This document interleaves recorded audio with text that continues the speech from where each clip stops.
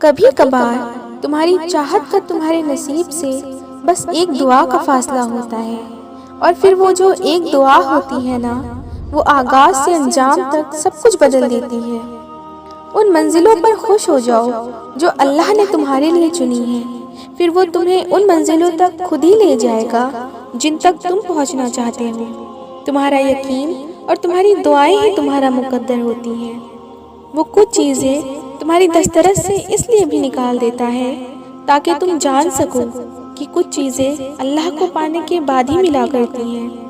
تم جب اس کی چاہت تک پہنچ جاؤ گے تب وہ تم تک تمہاری چاہت کو پہنچا دے گا۔ تم اس کے لیے نیند ترک کر کے آؤ تو کیسے ممکن ہے کہ وہ تمہاری دعاؤں کو رد کر دے؟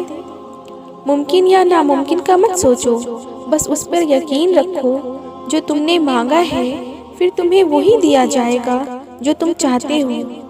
جب زندگی تمہیں بے ترتیب کر کے رکھ دیتی ہے تب اللہ خود تمہیں دعاؤں کی ترتیب دینے کا ہنر سکھاتا ہے۔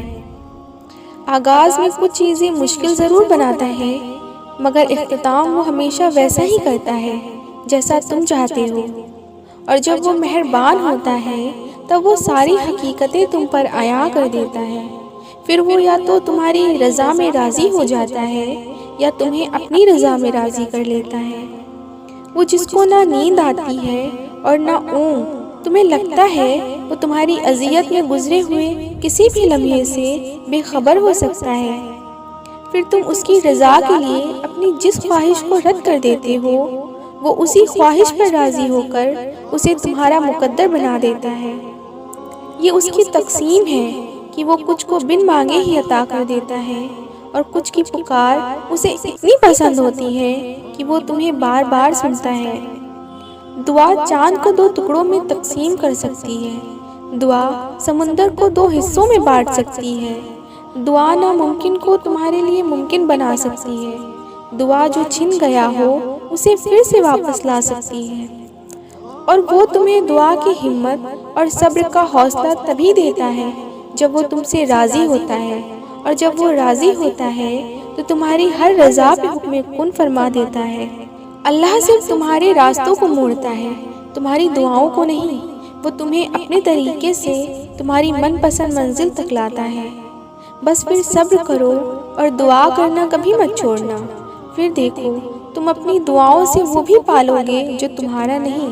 اور اگر یقین رکھتے ہو تو حالات سے نا امید مت ہو، کیونکہ معجزے یقین والوں کے لیے ہوتے ہیں اور معجزے روز ہوتے ہیں۔